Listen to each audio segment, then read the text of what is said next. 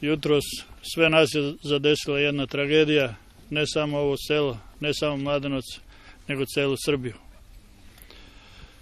Jutros negdje najvjerojatnije posle 5 časova, znači u jutarnjim časovima, za sada su bar takva saznanja da je domaćin ovog domaćinstva, ja ne znam kako se zove, Branković Ljubiša, 53. godište, najvjerojatnije ubio 12 ljudi, 3 povredio, gdje je i on u pitanju.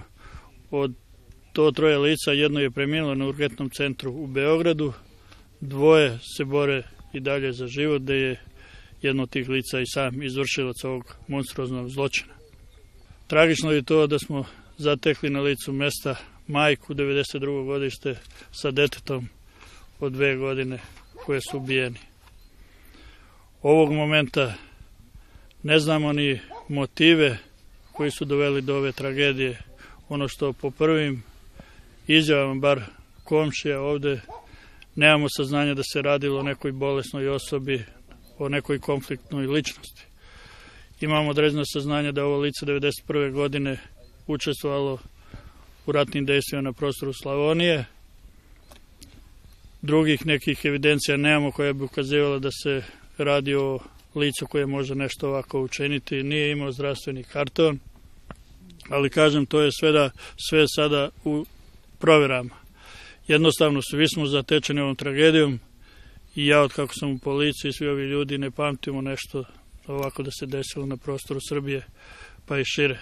Sva lica su bila na spavanju, sva lica su ubijena iz pištolja CZ88, svima je na neki način pucano u glavu sa prislonom, znači sva lica su spavala. Radi se o 5 kuća, to je sve u pitanju rodbina. Nama je prvi podatak javila njegova supruga, koja se i sada bori za život u urgentnom centru.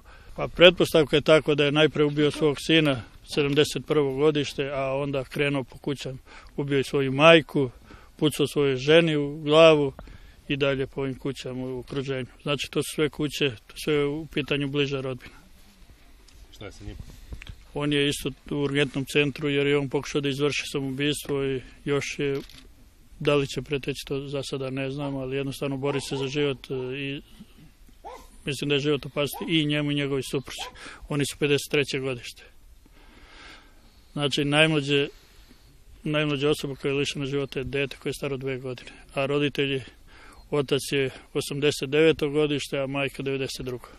Ono što znamo da ima dozvolu za držanje oružja i to još od 81. godine. Znači, ono čime sada mi raspolažemo jeste da nemamo saznanja da se radilo o osobi da bi se moglo nešto desiti ovako.